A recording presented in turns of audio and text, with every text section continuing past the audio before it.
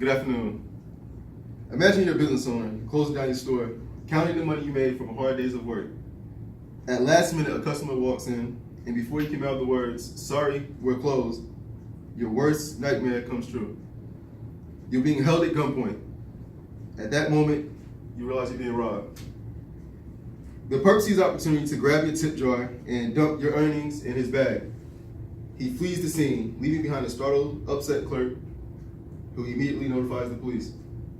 But there's something else the suspect left behind, something rather important. Something we all have in the palm of our hands and at our fingertips. The suspect left behind is fingerprints. Fingerprints are very important when it comes to analyzing crime scenes such as homicides, rapes, and even home break-ins. In fact, a case investigated by Chicago PD back in the year 1910 indicates that fingerprints tied a suspect named Thomas Jennings to a robbery and homicide. According to an article by Francine Unema called "The First Criminal Trial That Used Fingerprints as Evidence," mentions that the Chicago Police Department was the first agency in the U.S. to use fingerprints to crack a case. The suspect had handprints and fingerprints lifted off of a banister. Today, I will not only inform you on how to properly lift a fingerprint, I will also demonstrate how it's done. I will use this plastic container just to give you a general idea on how fingerprints are lifted. So let's pretend that the suspect, this is the jar the suspect touched. If the suspect touches with his bare hands, the clerk would let the police know that. At that point, they're going to want to process this for fingerprints, which means dusting. So within my careers in law enforcement, I've collected numerous amounts of fingerprints and handprints. So the first thing I like to do before I process a fingerprint is make sure I have all my equipment with me. When I go to my squad car, I make sure I got the brush that you use. I make sure I have the powder that you use. It's just simple lead, that's all it is in here. My lifters and my placers. And last but not least, I want to make sure I have latex gloves because I don't want to contaminate my crime scene by putting my fingerprints on the suspect's fingerprints. So with further ado, I'm going to demonstrate how to lift these prints. So the first thing, report to the scene, he or she tells me that they've been robbed and that this is the jar that they took the money out of. At that point, I'm going to put my gloves on. Shit, got loose ones.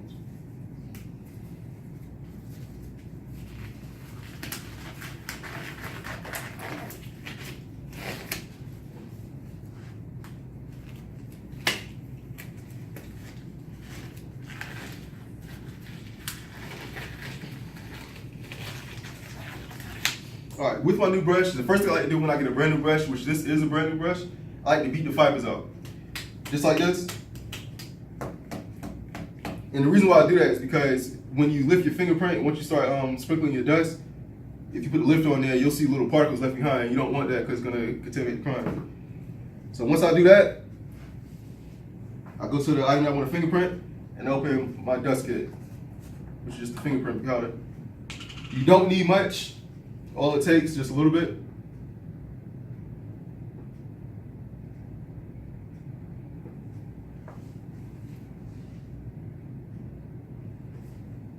And you simply dust like this. Now there's two ways you can do this. You can either do the sweep motion, like this, or you can do the twirl motion. I prefer the twirl motion because I feel like I get most of the dust into the places it need to go. Sometimes it doesn't hurt, just get a little bit more and just kind of sprinkle it on there.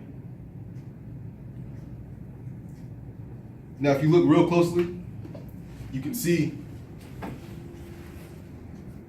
the different whirls and swirls for the handprint, the palm print back there. Does everybody see that? Yes.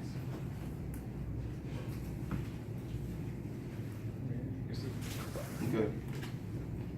Once that's done, I'm gonna take one of my lifters. Seeing as though that's a bigger place, I'm gonna use one of my bigger lifters. So you simply Just peel it apart like this, and the sticky side goes face down on the evidence. So you simply just put it on there like this, smooth it out.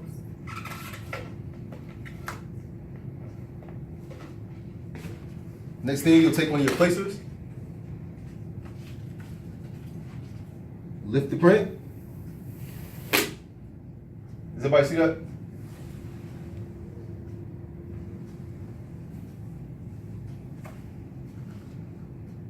Okay. Once you do that, you take one of your placers and you place it right here.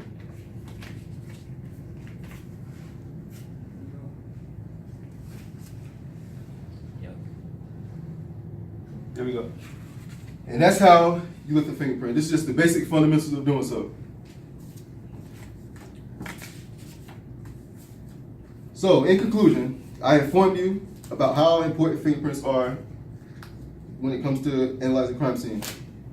I discussed the first solved murder case that happened in 1910 with the Chicago Police Department.